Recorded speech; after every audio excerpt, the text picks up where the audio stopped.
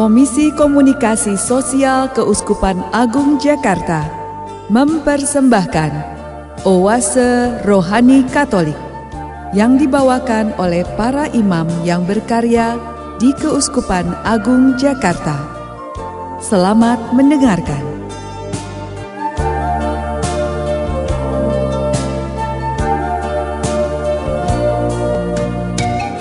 Pemirsa Hidup TV dan pendengar KAJ Radio Line, apa kabar? Semoga hari ini Anda semua baik-baik saja. Kita berjumpa kembali hari ini dalam Oase Rohani Katolik hari Minggu 5 Februari 2017 bersama Romo Karolus Trihidayat PR. Dan saya Bernadette Marita akan menemani Anda selama 1 jam ke depan. Baiklah, kita menyapa salam damai kepada Romo Uut yang sudah berada bersama kita pada hari ini. Salam damai Romo Uut. Salam damai Marita, salam damai pemirsa sekalian.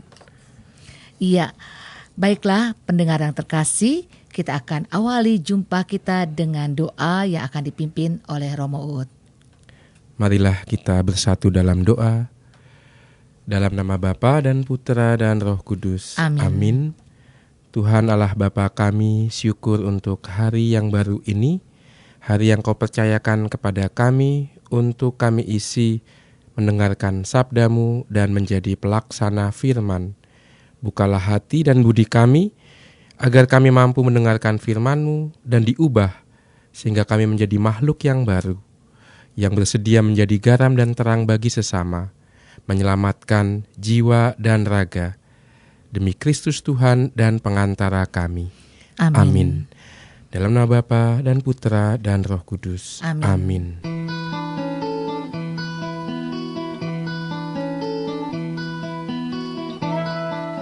Perbincangan Rohani Injil hari ini. Pemirsa Hidup dan pendengar KAJ Radio Line, kita akan bersama-sama membaca dari kitab Nabi Yesaya bab 58 ayat 7 sampai 10. Beginilah firman Tuhan Allah. Aku menghendaki supaya engkau membagi-bagikan rotimu kepada orang yang lapar dan membawa ke rumahmu orang-orang miskin yang tak punya rumah. Dan apabila engkau melihat orang telanjang, supaya engkau memberi dia pakaian dan tidak menyembunyikan diri terhadap saudaramu sendiri.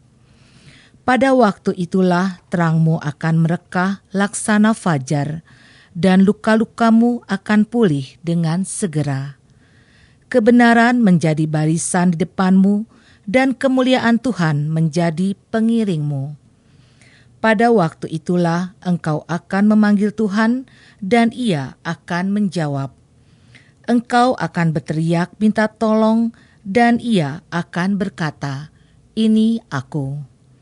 Apabila engkau tidak lagi mengenakan kuk kepada sesamamu, dan tidak lagi menunjuk-nunjuk orang dengan jari dan menfitnah.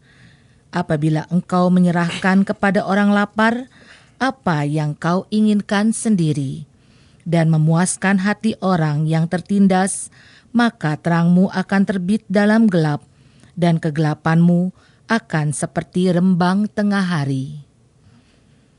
Demikianlah sabda Tuhan. Syukur kepada Allah. Baiklah pendengar terkasih, marilah kita tanggapi sabda Tuhan dengan Mazmur tanggapan. Bagi orang benar, Tuhan bercahaya, laksana lampu di dalam gulita. Bagi orang benar, Tuhan bercahaya, laksana lampu di dalam gulita. Bagi orang benar, Tuhan bercahaya, laksana lampu di dalam gelap. Ia pengasih dan penyayang, serta berlaku adil. Orang baik menaruh belas kasihan dan memberi pinjaman. Ia melakukan segala urusan dengan semestinya. Bagi orang benar, Tuhan bercahaya, laksana lampu di dalam gulita. Orang jujur tidak pernah goyah. Ia akan dikenang selama-lamanya. Ia tidak takut kepada kabar buruk. Hatinya tabah, penuh kepercayaan kepada Tuhan. Bagi orang benar, Tuhan bercahaya, laksana lampu di dalam gulita. Hatinya teguh, ia tidak takut. Ia murah hati, orang miskin diberinya derma. Kebajikannya tetap untuk selama-lamanya. Tanduknya meninggi dalam kemuliaan. Bagi orang benar Tuhan bercahaya, laksana lampu di dalam gulita. Bacaan dari surat pertama Rasul Paulus kepada jemaat di Korintus, bab 2 ayat 1-5. Saudara-saudara, ketika aku datang kepadamu, aku tidak datang dengan kata-kata yang indah atau dengan hikmat untuk menyampaikan kesaksian Allah kepada kamu. Sebab aku telah memutuskan untuk tidak mengetahui apapun di antara kamu selain Yesus Kristus, yaitu Dia yang disalibkan. Aku pun datang kepadamu dalam kelemahan, dengan sangat takut dan gentar. Baik ajaran maupun pemberitaanku tidak kusampaikan dengan kata-kata hikmat yang meyakinkan, melainkan dengan keyakinan akan kekuatan roh, supaya imanmu jangan bergantung pada hikmat manusia, tetapi pada kekuatan Tuhan. Demikianlah sabda Tuhan. Syukur kepada Allah. Pemirsa Hidup TV dan pendengar KAJ Radio Line, marilah kita simak bacaan Injil dari Injil Yesus Kristus menurut Matius bab 5 ayat 13-16 yang akan disampaikan oleh Romo Uut. Tuhan sertamu Dan sertamu juga. Inilah Injil Yesus Kristus menurut Matius. Dimuliakanlah Tuhan. Dalam khotbah di bukit, Yesus bersabda kepada murid-muridnya, "Kamu adalah garam dunia. Jika garam itu menjadi tawar, dengan apakah ia diasinkan? Tidak ada gunanya lagi selain dibuang dan diinjak-injak orang. Kamu adalah terang dunia. Kota yang terletak di atas gunung tidak mungkin tersembunyi. Lagi pula, orang tidak menyalakan pelita lalu meletakkannya di bawah gantang, melainkan di atas kaki dian, sehingga menerangi semua orang di dalam rumah itu. Demikianlah hendaknya terangmu bercahaya di depan orang, supaya mereka melihat perbuatanmu yang baik dan memuliakan Bapamu yang di surga." Demikianlah Injil Tuhan. Terpujilah Kristus. Pemirsa Hidup TV dan pendengar KAJ Radio Line yang terkasih, setelah kita menyimak firman-firman Tuhan pada hari ini, kita akan membahasnya secara satu persatu bersama Romo Uut. Romo, dari firman-firman Tuhan hari ini, kiranya kabar sukacita apa yang ingin disampaikan? Kabar sukacita yang ingin disampaikan melalui firman Tuhan ini lebih dari sekedar kabar sukacita, tapi sekaligus juga perutusan untuk kita semua, khususnya kita yang mendengarkan sabda Tuhan hari ini. Terlebih kalau kita lihat dalam Injil hari ini, sebuah perutusan bahwa setiap murid Yesus hendaknya menjadi garam dan terang. Di sini tidak ada kata misi, tidak ada kata tugas, tetapi gambaran garam dan terang. Itu mengingatkan kita bagaimana hendaknya jati diri setiap murid Kristus. Menjadi dia orang pribadi yang memberikan kebaikan, manfaat, kesegaran bagi dunia, bagi sesama di sekitarnya. Kurang lebih seperti itu pesan untuk bacaan-bacaan hari ini. Dikemas demikian sehingga kesadaran kita sebagai orang Kristen digugah, disadarkan kembali bahwa panggilan orang Kristen tidak terbatas pada panggilan untuk menyelamatkan jiwa-jiwa, memberi perhatian pada kerohanian, tidak, tetapi juga materi, juga keselamatan raga, juga kepentingan sosial ekonomi saudara-saudara kita yang menderita. Gambarannya garam dan terang yang kelihatan, tapi ketika menyerap, hilang, dia tidak kelihatan, tetapi terasa, itu dia. Maka di situ sudah memberikan simbol sesuatu yang kelihatan menjadi yang tidak kelihatan, tetapi efeknya terasa. Mau mengatakan jangan dipisah-pisahkan yang materi dan yang rohani. Keselamatan rohani dengan keselamatan jasmani. Dalam iman kita keduanya itu menjadi satu dan tetap diperhatikan karena Allah menjadi manusia. Nah, kurang lebih secara ringkas itu yang hendak disampaikan melalui bacaan-bacaan hari ini. Marilah sekarang secara lebih khusus kita masuk satu persatu ya, bacaan-bacaannya. Kita mulai dari bacaan pertama dari kitab Yesaya bab 58 ayat 7 sampai 10. Ini menarik bacaan ini. Kerap kali juga kita dengarkan dalam masa Prapaskah ya, ketika orang didorong untuk terbuka kepada sesamanya yang menderita.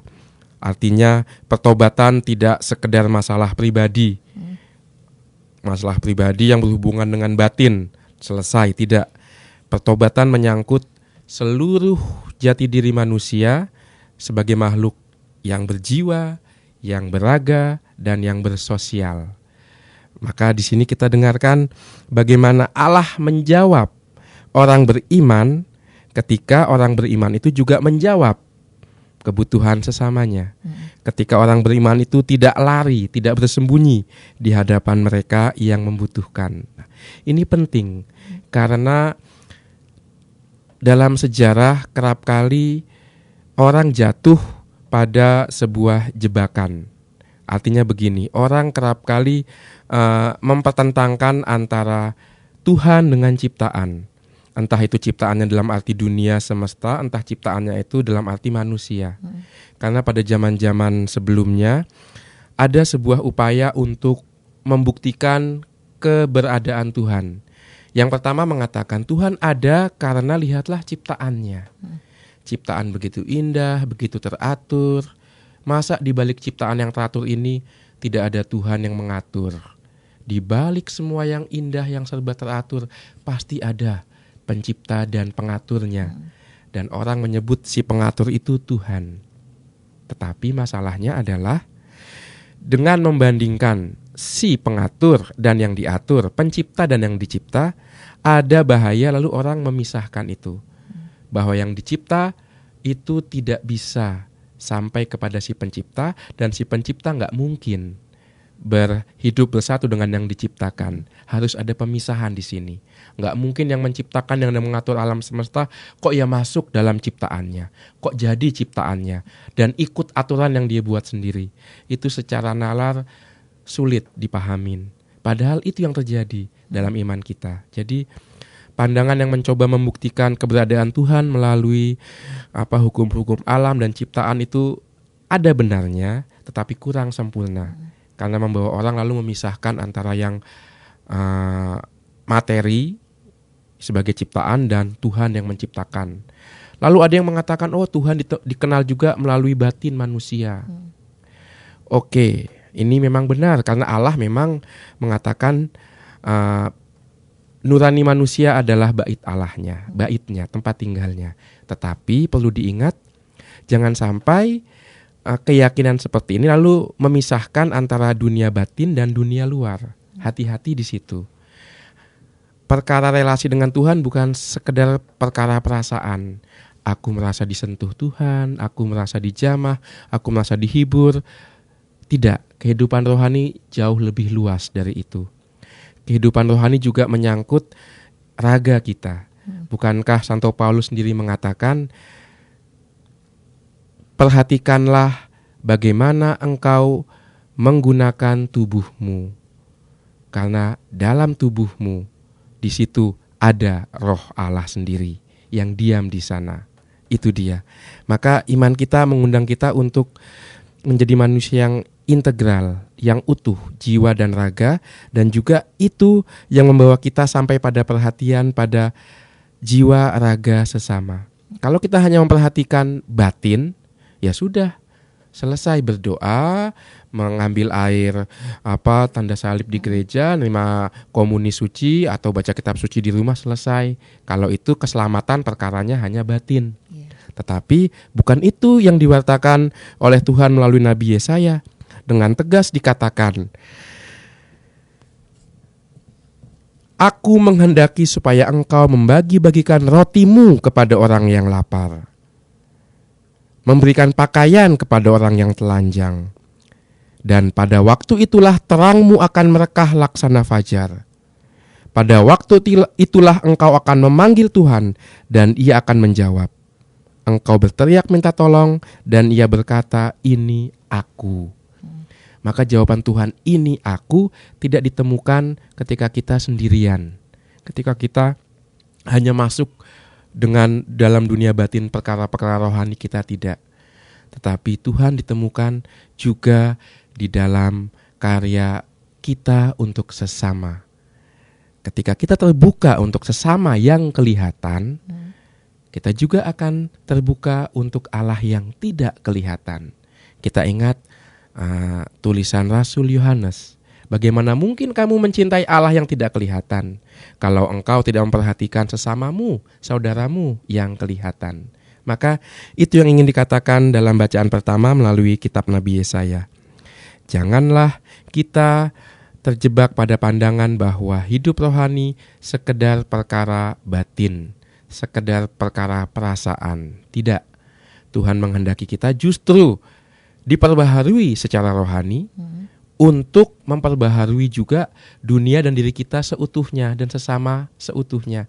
Karena Allah tidak hanya menjadi hati, tidak hanya masuk dunia batin, tapi Allah sungguh menjadi manusia seutuhnya. Maka oleh sebab itu gereja juga tidak hanya membangun gedung gereja, gedung ibadah, tapi kita lihat khususnya di Keuskupan Agung Jakarta betapa banyak juga karya-karya sosial yang dimotori, digerakkan oleh gereja, rumah sakit, poliklinik, sekolah, tempat pendidikan, panti asuhan. Itu dia. Karena gereja sejak awal sadar, perkara rohani bukan sekedar perkara kehidupan rohani, bukan sekedar perkara batin, iman bukan sekedar perkara keselamatan jiwa, tapi juga memperhatikan sungguh manusia seutuhnya. Titik berangkatnya adalah Allah menjadi manusia. Itu yang ingin disampaikan oleh Nabi Yesaya dalam bacaan pertama. Maka untuk kita pesannya sederhana saja. Bagaimana kita memperhatikan hidup jasmani kita, memperhatikan kesehatan badan kita. Apakah kita malas bergerak, malas olahraga, asik dengan gadget, lalu lupa menggerakkan badan yang lain. Jangan-jangan yang sehat hanya jempol kita saja, karena yang sering dipakai untuk handphone dan seterusnya. Gerakkanlah juga seluruh badan kita, memperhatikan juga lingkungan, bagaimana kita kebersihannya, sampah-sampah bagaimana kita mengolahnya, dan terutama juga bagaimana kita memperhatikan sungguh mereka yang membutuhkan perhatian secara khusus. Saudara-saudara kita yang miskin, yang kesempatannya tidak lebih baik dari kita, apakah itu masuk dalam perhatian kita, dalam doa-doa kita? Dan bagaimana kita bisa menyampaikan kasih Tuhan kepada mereka. Itu hendaknya juga menjadi perhatian kita setiap hari dalam doa kita, dalam renungan kita akan kitab suci. Kehadiran saudara-saudari kita yang lemah, yang hina, itu masuk dalam orbit kesadaran kita setiap hari. Hendaknya seperti itu. Karena Tuhan Yesus sendiri bersabda, ketika aku telanjang, ketika aku sakit, ketika aku di penjara, Engkau datang untukku. Itu dia. Sekali lagi titik berangkatnya adalah Yesus inkarnasi Allah, Allah yang menjadi manusia. Itu pesan untuk bacaan pertama bagi kita. Kalau pesan untuk bacaan keduanya apa, Romo? Itu menarik. Bagaimana bacaan kedua mewujudkan salah satu dimensi dari pesan bacaan pertama. Rasul Paulus menyampaikan pesan kepada umat di Korintus, dan sedikit latar belakang sejarah. Korintus salah satu kota besar dari Kekaisaran Roma, mungkin kota ketiga terbesar setelah Roma. Kota kedua saya lupa, lalu Korintus. Sebagai kota pelabuhan dan kota besar, Korintus kota metropolitan yang kita tahu di mana banyak uang, di situ banyak orang. Di mana banyak orang, banyak pekerjaan, dan juga efek-efek samping dari semuanya itu. Maka Korintus juga terkenal dengan gaya hidupnya yang bebas. Seks bebas sudah terjadi sejak zaman itu. Korintus seperti itu, terkenal seperti itu. Maka bisa dibayangkan pusingnya Santo Paulus. Bagaimana membina umatnya yang datang bukan dari kaum Yahudi yang terbiasa dengan hukum Taurat yang ketat, hidup moral yang ketat. Tapi umat Korintus datang dari orang-orang yang hidup pergaulannya seperti orang Korintus, yang bebas, yang pergaulannya sangat bebas. Kehidupan di kota besar lah seperti itu. Bagaimana pusingnya Paulus membawa mereka berubah dari hidup yang lama ke hidup yang baru. Dan dalam bacaan kedua kita dengarkan, di sini pun pola hidup yang lama masih kelihatan.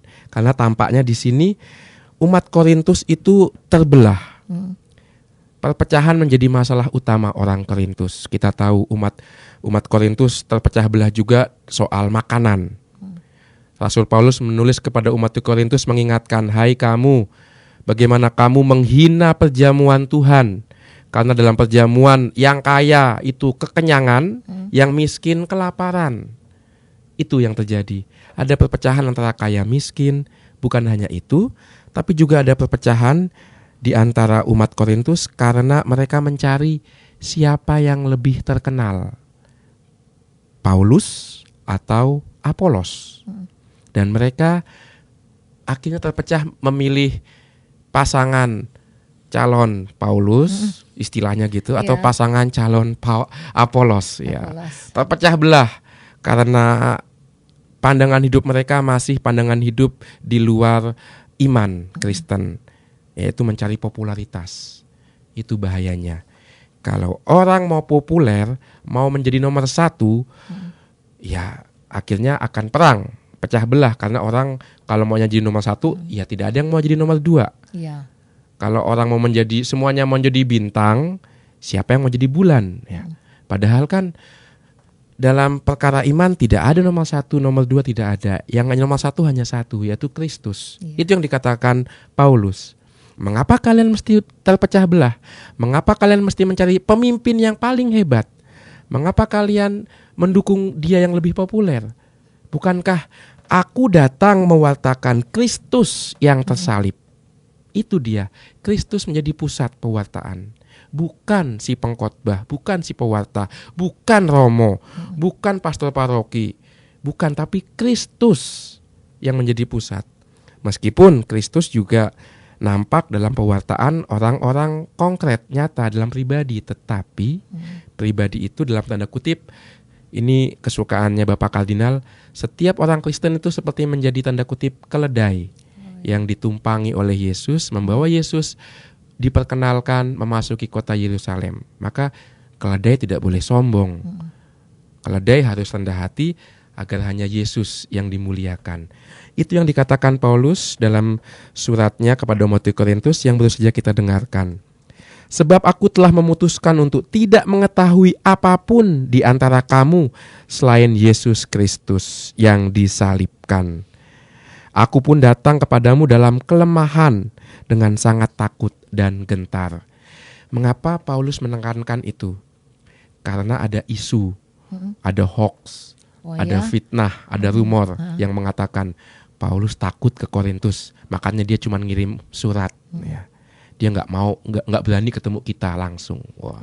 Jadi masalah berita palsu, fitnah menfitnah bukan hanya zaman sekarang. Sudah ada sejak zaman dahulu. Sudah ya, ada jebak. Ya? Zaman dulu bedanya zaman dulu tidak ada yang menyampaikan lewat alat-alat, curhat, bawa perasaan, itu tidak ada. Tapi mereka menyampaikan langsung kepada utusan Paulus bahwa ini Paulus penakut ya. Kok nggak berani datang secara langsung sih? Beraninya lewat surat. Paulus mengakui, ya saya lemah, ya saya takut, ya saya gentar. Memang itu yang saya alami. Tetapi saya mengakui itu supaya Kristus yang dimuliakan dan supaya orang melihat bukan saya yang berkarya, tetapi kekuatan Kristus yang memampukan dia. Itu dia. Maka Paulus mengatakan ini semuanya tuh kusampaikan bukan dengan keahlianku bersilat lidah, bukan dengan retorika yang bagus, bukan dengan kata-kata manis seperti seorang motivator yang bisa membangkitkan orang terpukau oleh kata-katanya, tidak. Tetapi Paulus mengatakan, aku datang dengan kekuatan roh. Itu dia. Bukan dari kekuatannya dia sendiri, tetapi kekuatan roh Allah. Supaya orang yang mendengarnya tidak tergantung pada Paulus. Karena kalau roh dibiarkan berbicara, roh akan membangunkan roh yang ada dalam diri pendengar. Maka yang terjadi adalah komunikasi antara roh Allah sendiri yang ada dalam diri kita. Dan akhirnya komunikasi antara roh Allah sendiri membawa orang tidak pada si pembicara tapi pada Allah sendiri. Itu yang diinginkan Paulus. Paulus gak punya strategi khusus, tidak. Strategi dia hanya satu, imannya pada Kristus. Jangan sampai orang terpukau oleh karismaku semata, biarlah orang lebih terpukau pada karisma Yesus, pada kekuatan Yesus. Karisma artinya kan hadiah. Karis itu pemberian cuma-cuma dari Tuhan. Memang itu baik, tetapi itu hanyalah alat agar orang sampai kepada Tuhan. Jangan kemudian karisma dipergunakan untuk kepentingan sendiri. Entah supaya saya jadi populer, saya jadi terkemuka, saya punya banyak pengikut. Bahaya di situ sangat besar. Dan kita punya banyak contoh di situ. Ketika orang terjebak lebih ingin diterima oleh banyak orang daripada diterima dalam kebenaran, orang jatuh dalam kesombongan. Dan ketika orang sudah menjadi sombong, pintu kehancuran terbuka di depan mata. Paulus mampu menghindari hal itu bukan karena kehebatannya, tapi karena ikatannya dia dengan Kristus. Dia tahu pada siapa dia percaya, dia tahu mengapa dia melakukan ini semua. Hanya satu, salib Kristus. Maka itu baik menjadi juga bahan permenungan kita. Karena kita punya situasi hidup seperti kota Korintus ya. Jakarta itu besar seperti kota Korintus.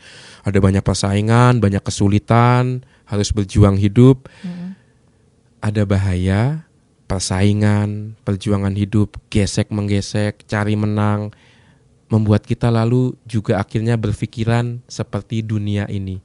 Kita ingin menang di atas semuanya. Kita ingin menjadi nomor 1. Tidak mau menjadi nomor 2. Akhirnya yang lahir adalah aku, selalu aku. Aku baik, tetapi kalau menjadi akuisme atau egoisme, itu yang berbahaya. Semua diukur menurut kepentinganku dan untukku semata. Itu yang berbahaya. Harusnya bukan aku, tetapi Tuhan yang dimuliakan. Ketika kalau orang sudah tersentuh dengan Tuhan, yang lahir adalah kedamaian. Sungguh itu bukan itu bukan kata-kata pemanis, lip service, tidak. Itu sungguh pengalaman konkret. Banyak orang mengalami itu. Ibu Teresa dari Kalkuta sebagai contoh.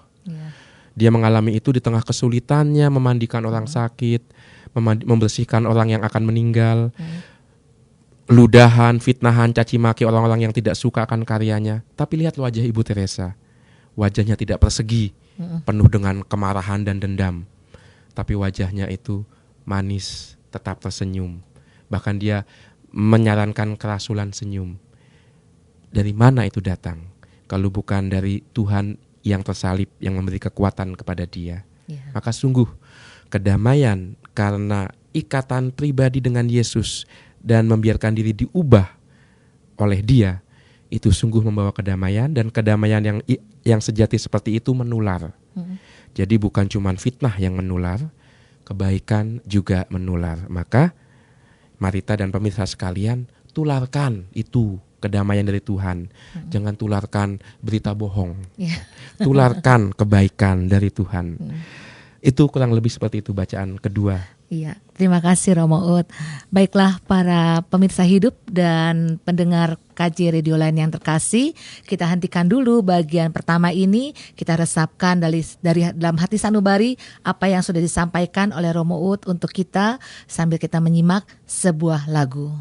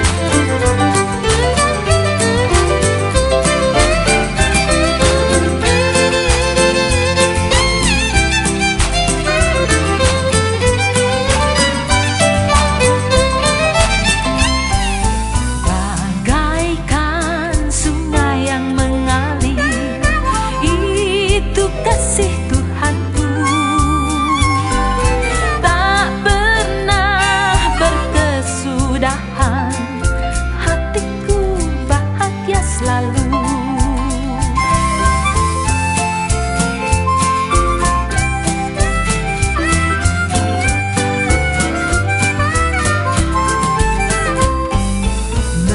Mewangi dalam sanubari, itu kasih Tuhanku. Harumnya melingkup jiwaku, tak pernah berkesudahan.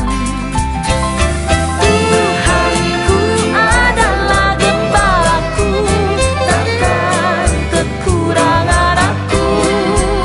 Ia menuntunku ke jalan yang benar, disegarkannya jiwaku. Tuhanku adalah gembalaku, takkan kekurangan aku. Ia menuntunku ke jalan yang benar, oleh karena kasih-Nya. Tuhanku adalah gembalaku, takkan kekurangan aku. Ia menuntunku ke jalan yang benar, disegarkannya jiwaku. Tuhanku adalah gembalaku, takkan kekurangan aku. Ia menuntunku ke jalan yang benar, oleh karena kasih-Nya. Ia menuntunku ke jalan yang benar, oleh karena kasih-Nya. Oleh karena kasih-Nya. Oleh karena kasih-Nya.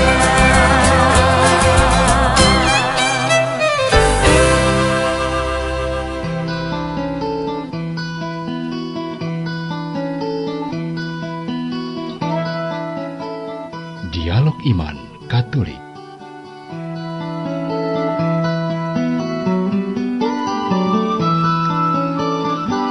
Pemirsa Hidup TV dan pendengar KAJ Radio lain yang terkasih, kembali kita bersama Romo Karolus Putranto Trihidayat PR atau yang kita kenal akrab dengan sapaan Romo Uut, dan saya Bernadette Marita akan menemani Anda sampai di penghujung acara nanti. Saya informasikan kepada Anda yang ingin bertanya ataupun mengirimkan usul atau saran, Anda dapat kirim ke nomor handphone 0822 1036 1555. Sekali lagi 0822 1036 1555. Atau bagi Anda yang ingin sharing iman, Anda dapat kirim ke alamat email kami orkkaj@yahoo.com. Baiklah pendengar terkasih dan pemirsa Hidup TV, kita akan melanjutkan menyimak permenungan dari Romo Uut untuk kita semua. Romo, di bagian kedua ini kiranya kabar sukacita apa yang ingin disampaikan? Kabar sukacita yang ingin disampaikan adalah kepercayaan Tuhan pada kita. Ya. Tuhan bisa menyelamatkan umat manusia dengan dirinya sendiri, dia bisa. Tetapi sejak awal Tuhan memilih tidak demikian. Sejak awal Tuhan memilih untuk bekerja sama dengan manusia untuk menyelamatkan alam semesta. Ini dia sukacitanya. Tuhan menciptakan kita agar kita menjadi partnernya dia. Bekerja sama untuk menyempurnakan ciptaan, membawa alam semesta sampai pada keselamatan, yaitu sampai pada pengenalan akan Allah sebagai Bapa yang penuh kasih dalam Putranya dan dalam Roh Kudus. Itu dia kabar sukacitanya. Kita hidup ada di dunia bukan tanpa alasan. Kita tidak jatuh begitu saja, dilempar begitu saja ke kehidupan tanpa alasan, tidak. Maka ini dia kepercayaan Tuhan. Betapa bahagianya kalau orang diberi kepercayaan. Itu salah satu kabar sukacita yang bisa kita tarik dari bacaan Injil hari ini. Tetapi Tuhan Yesus tidak saja mengatakan, ya saya percaya kepadamu, tidak. Tuhan Yesus itu seorang maha guru. dia tahu mengajar, dan dia pandai memilih gambaran-gambaran untuk membangkitkan imajinasi, membangkitkan semangat, sehingga orang yang mendengarnya itu lalu memiliki wawasan, memiliki gambaran, dan menemukan saya harus berbuat apa. Maka Yesus memilih garam dan terang. Dan kita sebelum membahas garam dan terang yang disebutkan, jangan lupa sabda Yesus dalam Injil hari ini diletakkan dalam konteks khotbah di bukit. Ini dia bagian inti dari Injil Matius, salah satu pokok dalam Injil Matius, yaitu khotbah di bukit. Kita tahu Matius menggambarkan Yesus sebagai Musa yang baru, dan para murid Yesus, gereja, digambarkan sebagai Israel yang baru.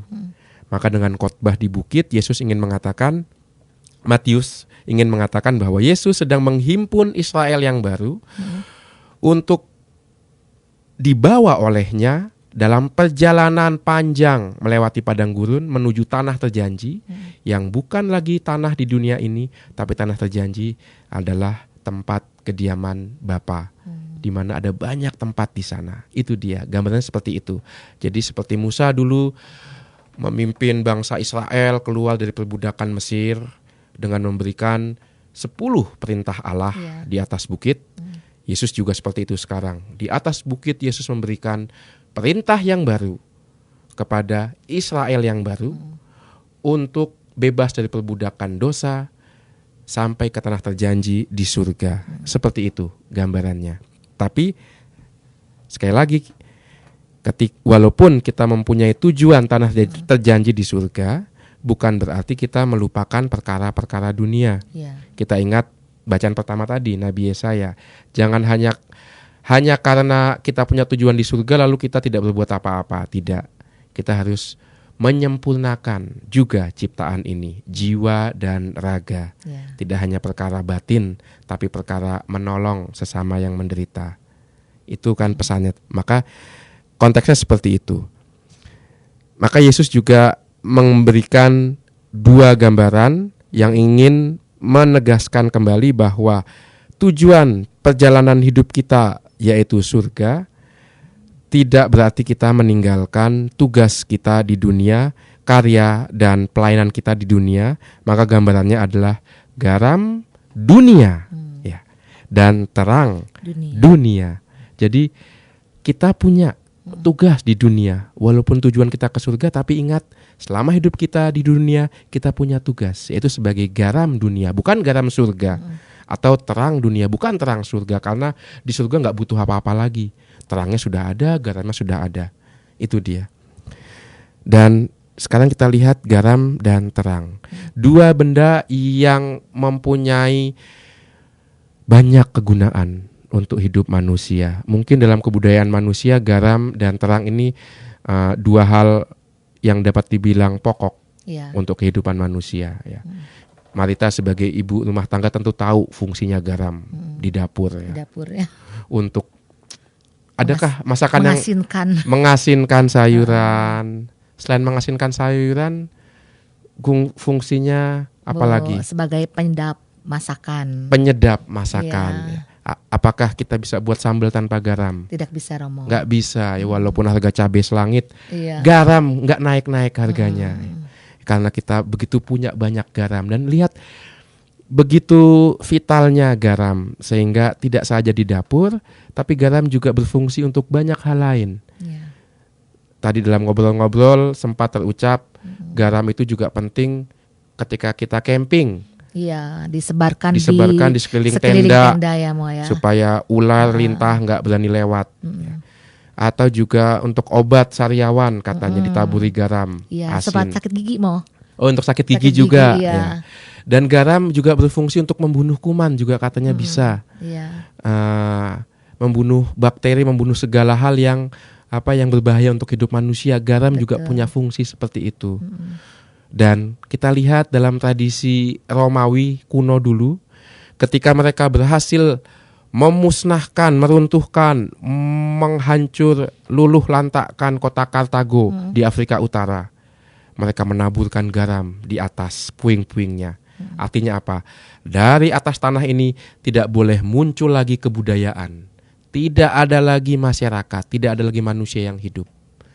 Itu ditaburi garam. Artinya memusnahkan semuanya. Maka garam itu banyak gunanya, banyak manfaatnya.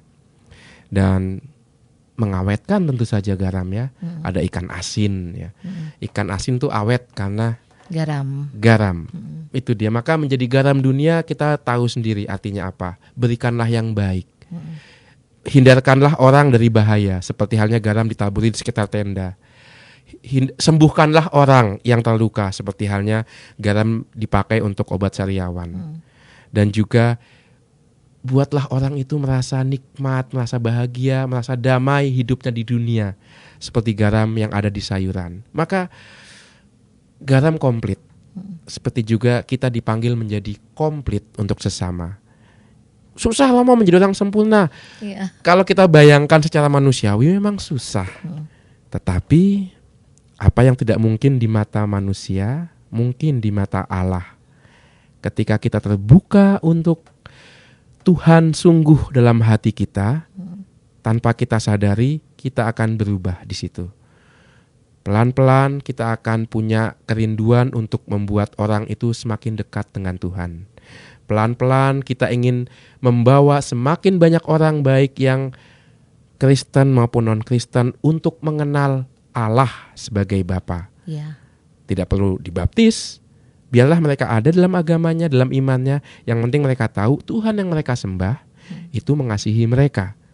Karena mereka itu menyembah Allah yang adalah Bapa mereka. Mungkin tidak dengan perkataan, tapi dengan tingkah laku kita. Sehingga ketika mereka merasa nyaman, damai, dekat dengan kita, mereka dibawa pada kesadaran itu. Kalau dekat dengan orang ini saja saya damai, saya akan bertanya, siapa sih dia? Siapa sih yang dia sembah? Siapa sih Tuhannya? Buatlah mereka bertanya-tanya seperti itu karena sikap dan perbuatan kita. Jangan menjadi, kalau garam kan bisa menyembuhkan. Jangan kita malah bikin luka orang. Jangan malah kita bikin orang, kalau garam kebanyakan juga nggak enak kan. Darah tinggi mau. Bikin darah tinggi ya, itu dia. Jangan kita buat orang darah tinggi karena pelaku kita lalu orang marah, emosi, lalu juga bentak-bentak, nggak damai dengan dirinya. Jangan. Ya, kita sebisa mungkin ya. Memang kalau ada orang bikin kita sebel itu kita akan marah ya. Tapi ingat, kita dipanggil menjadi garam dunia. Bagaimana kita mengubah suasana yang tidak enak menjadi enak. Itu panggilan garam kan seperti itu.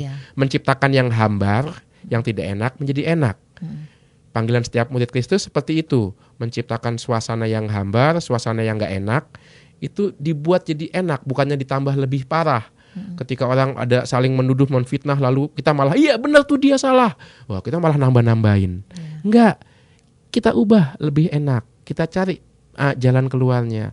Sebagai contoh ya, kita tahulah kebiasaan. Kita punya kecenderungan tuh gosipin orang.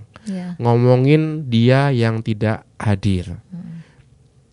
Entah itu teman kita, entah itu keluarga, bagian dari keluarga kita, atau bos, pimpinan, atau rekan sekerja. Kita punya kecenderungan itu. Maka baik kalau kita ketika itu terjadi, ada orang yang ngomong jelek tentang orang lain, baik juga sebagai garam kita mengingatkan, tapi dia ada juga loh sisi baiknya loh. Nah, kita ingatkan saja. Kita tidak menyanggah yang jelek, tapi kita ingatkan bahwa ada sisi baiknya. Itu kan fungsi garam seperti itu. Memberikan sesuatu yang baik. Menyedapkan, seperti Ibu Marita katakan. Menyedapkan setiap masakan tanpa harus menyebut produk tertentu. Ya kan? Nah, itu dia. Atau menyembuhkan luka batin. Mari kita sembuhkan. Kalau kita pernah berbuat salah, agak sulit memang minta maaf. Karena kita akan cenderung, enggak, ini bukan salah saya, ini salah dia. Tapi ya garam ya, mau nggak mau. Walaupun agak sulit, tapi saya yakin kita nggak akan tenang sebelum itu terjadi. Karena itu panggilan kita. Minta maaf. Siapapun yang duluan yang salah, tapi saya ikut berpartisipasi dalam suasana tidak enak ini, maka berdamailah. Dan kalau itu sudah terjadi, kebebasan dan kedamaian sungguh itu akan terasa. Itulah garam, seperti itu. Itu panggilan kita. Lalu terang. Nah, Terang jelas ini lebih terasa ya. Jakarta itu kota yang 24 jam terang terus. Itu hampir di setiap beberapa gedung itu nyala terus lampunya itu. 24 jam. Hampir ada setiap kantor itu yang nyala terus 24 jam. Di asrama kami di Cempaka Putih Timur, tempat tinggal para frater, itu ada sebuah gedung pemerintahan dan malam hari sampai paginya itu beberapa kantor masih nyala. Orang lembur di sana. Ya. Pertanyaannya kenapa kok kerja nyala-nyala ya? Kalau kerja gelap-gelap kita pertanyakan dia ngapain itu. Tapi kerja benar, kerja yang serius itu butuh terang. Maka terang tidak hanya punya fungsi memberikan sesuatu cahaya supaya bisa dilihat, tapi untuk menyatakan ini nih kerjaannya benar, baik, tidak sembunyi-sembunyi, tidak ada fitnah di antara kita. Nah, itu nyala terang seperti itu. Kalau kerjaannya nggak benar, sembunyi-sembunyi, rahasia-rahasia, pasti kan ada sesuatu yang disembunyikan. Ya. Sebenarnya nggak ada apa-apa, tapi melontarkan ada apa-apa supaya menimbulkan kegaduhan dan kecemasan. Nah itu kan dia nggak mau diterangi sebenarnya, nggak mau kelihatan niat busuknya dan seterusnya. Maka nyala di sini bukan hanya punya fungsi penerangan, tapi juga fungsi simbolis yaitu kejujuran, yaitu keterbukaan. Mengapa terbuka? Karena yang kukerjakan baik kok. Jadi terang seperti itu. Dan terang seperti itu yang menyelamatkan. Santo Yohanes mengatakan, setiap orang yang mencintai terang datang kepada Tuhan. Maka marilah kita bertanya, kita mencintai terang atau gelap? Ya, bercanda, saya mencintai gelap kalau ngantuk, ya, supaya bisa tidur. Ya. Supaya bisa tidur. Ya, tapi kalau memang harus bekerja, teranglah yang membawa saya pada tuntasnya pekerjaan. Itu dia. Maka nyala di sini bukan hanya berfungsi menunjukkan jalan supaya selamat, supaya nggak kesandung, tapi juga membuktikan yang lebih dalam lagi yaitu niat kita. Kalau kita jujur, maka kita berani dan bersedia diterangi, bersedia hidup di bawah terang Tuhan. Seperti itu. Maka saya punya mungkin ini bahan khotbah yang sering saya sampaikan kalau saya diundang misa untuk anak-anak SD, anak SMP. Berkaitan dengan terang juga. Ya hiduplah bukan seorang tapi 2 anak putri kakak beradik, yatim piatu. Namanya Onde yang gede dan Mande yang kecil. Onde Mande. Onde Mande. Ya. Mereka hidup di sebuah gubuk di tepi pantai. Hanya mereka berdua. Di satu malam, ada bulan Februari seperti ini, musim hujan. Maka malam itu malam yang spesial karena angin bertiup begitu kencang, membawa awan gelap padat dengan air itu menutupi cakrawala, menutupi langit sehingga suasana begitu gelap. Tidak ada cahaya, tidak ada apapun, kunang-kunang pun tidak ada. Bulan dan bintang itu tertutup sehingga kalau orang masuk ke suasana itu tidak bisa melihat apa-apa, gelap gulita. Dan karena angin keras tentu ombak juga bergulung-gulung menerpa gubuknya si Onde dan Mande. Onde karena kerasnya suara ombak dan angin yang bertiup terbangun. Dia membuka jendela dan dia diterpa oleh hujan, air, ombak dan angin yang keras. Dan dia melihat air sudah tinggi. Lidah air itu sudah menjilat-jilat gubuknya, menggerus gubuknya. Maka dia membangunkan adiknya Mande. Mande, bangun Mande. Kita pindah, kita harus keluar sebelum kita ditarik oleh gelombang. Mande pun bangun, tapi karena adiknya masih kecil dan masih ngantuk, Onde pun membopong di pundaknya. Lalu mereka berdua keluar, dan ketika keluar air sudah selutut. Tapi kan mau jalan kemana si Onde? Gelap. Maka di tengah-tengah kegelapan itu Onde harus membungkuk meraba-raba sambil mencari arah karena begitu gelapnya. Kalau tangannya itu meraba air yang lebih dalam berarti jangan ke sana. Harus berlawanan arah. Tapi siapa yang tahu karena gelombang begitu keras dan air sudah sampai dalam waktu cepat sudah hampir sampai ke leher dan Onde tidak menemukan arah yang harus dituju. Puji Tuhan, satu berkas lilin bergoyang-goyang ditiup angin tampak di kejauhan, memberi arah pada onde dan mande yang sedang kebingungan. Iya. Berkat nyala lilin di ujung sana, mereka pun berenang dan sampai ke daratan. Dituntun oleh nyala lilin itu, dan mereka sampai depan sebuah rumah. Berkat nyala lilin itu, dan mereka melihat memang lilin ini yang membawa mereka. Maka di depan rumah itu, onde pun menekan bel. Ditekanlah bel, berbunyi telolet, telolet. Iya. Dan dibukalah pintu pemilik rumah itu, seorang kakek tua yang mengatakan, onde mande, kalian basah kuyup, masuk ke rumah kakek. Selamatlah kakak beradik yatim piatu itu karena Seberkas, nyala ya. sebatang lilin tadi. Betapa bergunanya nyala lilin di tengah kegelapan. Mewakili Kristus sendiri tentu saja. Ketika dunia serba gelap, serba ditimpa keputusasaan, tidak tahu arah mana yang dituju, ada terang yang mengorbankan dirinya supaya melihat arah mana yang dituju. Yesus sendiri sebagai Musa menuntun kita dari lembah keputusasaan, lembah perbudakan dosa, lembah kebencian dan dendam, dan segala lumpur yang membuat kita nggak tahu harus ke arah mana. Yesus memberi jalan dan memberi arah ke sana, yaitu jalannya jelas, jalannya adalah jalan salib, pengorbanan, melepaskan egoisme, sehingga akhirnya hanya cinta dan damai yang kita hayati, kita hidupi. Itu dia, terang nyala punya simbol yang begitu kaya. Maka kita tahu puncak liturgi yaitu masa Paskah. Malam Paskah menjadi puncak perayaan liturgi, karena disitulah puncak iman kita.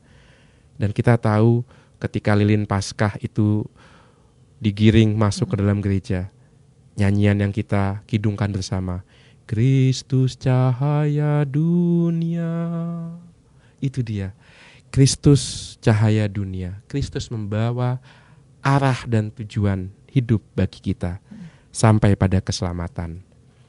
Sekarang Kristus sudah sampai di rumah Bapa, tetapi rohnya menyala-nyala masih ada di dunia. Masalahnya, siapa yang mau menjadi lilin, sumbu untuk api Roh Kudus itu?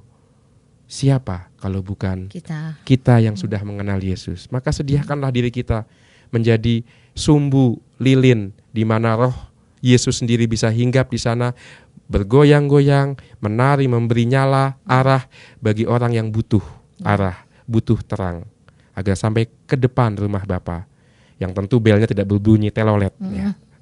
Itu dia, itulah panggilan kita menjadi lilin. Bukan karena kekuatan kita, tapi sekali lagi seperti Santo Paulus dalam bacaan kedua mengatakan, karena Kristus yang tersalib. Biarlah nyalanya menghidupi kita dan menuntun setiap orang yang dekat kita untuk tahu arah dan tujuan. Orang yang putus asa melihat semangat kita bangkit lagi. Orang yang diterkam dendam melihat hidup kita yang penuh damai dan berani memaafkan, dia diinsafkan. Dendam itu tidak memberi kedamaian. Dendam itu hanya menggerus kehidupan, memakan hidup kita sampai habis dan akhirnya hanya penderitaan. Dan orang yang akhirnya putus asa karena udah berusaha berkali-kali gagal, melihat kita yang juga berkali-kali gagal tapi tetap semangat, dia punya alasan kenapa dia masih harus berjuang. Karena melihat teladan hidup kita, bukan kehebatan kita, tapi roh yang ada dalam diri kita. Karena dalam hidup ini bukan kesuksesan yang utama. Ibu Teresa berkali-kali mengatakan, saya dipanggil bukan menjadi sukses, tapi setia. Itu dia. Seperti Santo Yosef, suami Maria yang setia. Itu pesan dan kabar sukacita dari bacaan Injil hari Minggu ini. Iya, Romo, kalau kita menjadi menjadi garam dan terang dunia, sebaiknya apa yang harus kita lakukan di dalam kehidupan ini, dalam hidup sehari-hari, Romo? Iya, garam itu datang dari laut. Iya. Ada juga sih garam yang datang dari gunung ya, tapi jarang ya, Mo. Jarang ya. Dengarnya dari laut. Dari laut, biasanya dari laut. Maka garam itu tidak datang dengan sendirinya, tapi dia adalah proses alam sehingga keluarlah garam. Dia tidak ujuk-ujuk datang, tapi melalui proses, dan proses itu menyakitkan. Proses yang menyakitkan dari gumpalan-gumpalan batu dan seterusnya yang dikikis, digerus, sampai kemudian diuapkan airnya sampai tersisa garam. Demikian juga nyala. Tidak ada itu yang nyala ujuk-ujuk nyala bres, tidak. Tetapi dia membutuhkan bahan bakar, dia membutuhkan sumbu, dia membutuhkan batang lilin yang makin lama akan makin terkuras habis, dan itu menyakitkan. Maka pertanyaannya tadi, bagaimana caranya? Caranya satu, biarkanlah kita diubah oleh sabda Tuhan. Beranilah untuk diubah. Beranilah mengubah ritme hidup. Beranilah memberi ruang waktu untuk Tuhan. Sediakanlah setengah jam, 1 jam setiap hari. Bukan untuk pertama-tama karena kita saleh, enggak. Tapi secara manusiawi kita membutuhkan itu. Supaya kita bisa lepas bahwa kita hidup bukan karena kekuatan kita sendiri. Dan kita hidup bukan untuk diri kita sendiri. Dengan berani meluangkan waktu setiap hari berhadapan dengan Tuhan, dengan diri kita menyadari kita seolah-olah membuat sabat tiap hari. Hari sabat kan hari istirahat. Setiap hari kita menyediakan sabat. Kita menyediakan Tuhan untuk hadir dalam diri kita. Kita singkirkan kepentingan-kepentingan, nonton film, main HP, apalagi main game, menyelesaikan pekerjaan. Itu semua memang penting, tapi yang lebih penting ini. Untuk apa kita hidup? Garam dan terang. Dan kita tahu garam datang dari laut lewat banyak proses. Dikikis sana sini. Demikian juga dengan menyediakan waktu tiap hari kita mengikis egoisme kita. Kita memberikan space, ruang untuk Tuhan. Dengan menyisihkan waktu setiap hari hening, setengah jam, 1 jam, kita memberikan bahan bakar untuk terang Roh Kudus-Nya, supaya menyala semakin lama semakin terang dalam hati kita. Garam juga semakin lama semakin padat dan semakin asin untuk bisa digunakan. Ketika garam tidak asin lagi, untuk apa? Ketika terang lalu mati, sumbunya untuk apa? Ketika kita tidak menyediakan ruang untuk itu, untuk Tuhan, sehingga tidak ada terang dan tidak ada hasil kikisan proses alam yang menghasilkan garam, lalu untuk apa kita ada di dunia ini? Seolah-olah remeh-temeh doa, saya bantu dengan doa. Itu kan kerap kali yang dikatakan nggak penting. Ternyata tidak seperti itu. Itu sungguh menjadi pondasi hidup kita. Santo Matius sendiri mengatakan, bangunan yang kokoh adalah bangunan yang didirikan di atas pondasi yang kokoh, yaitu mereka yang mendengarkan. Pertama kali mendengarkan sabda Tuhan dan melakukannya. Mendengarkan, itu dia, memberikan ruang bagi Tuhan sendiri. Dan pelan-pelan kita akan diubah oleh itu. Rumusan yang sederhana yang datang juga sebenarnya secara menarik dilakukan oleh Ibu Teresa. Karena dia selalu mengawali semuanya dari hening. Hening melahirkan doa, doa melahirkan iman, iman melahirkan pelayanan, pelayanan melahirkan kasih, kasih melahirkan damai. Itu dia. Tapi diawali dengan hening. Memberikan waktu untuk Tuhan.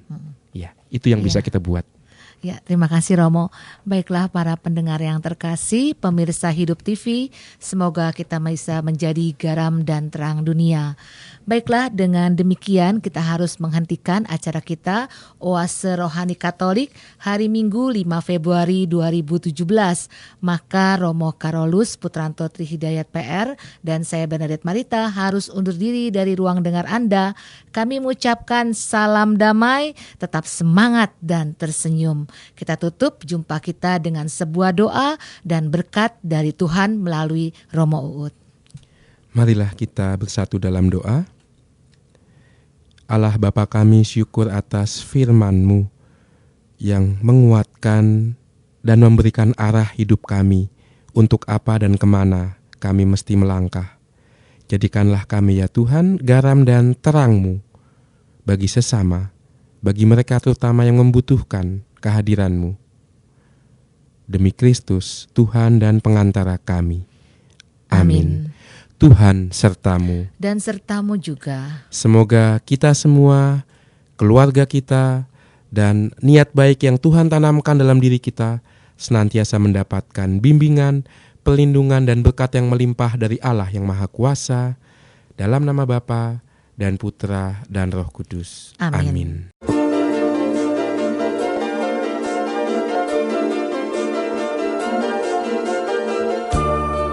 Demikianlah Oase Rohani Katolik yang dipersembahkan oleh Komisi Komunikasi Sosial Keuskupan Agung Jakarta, yang dibawakan oleh para imam yang berkarya di Keuskupan Agung Jakarta. Tuhan memberkati.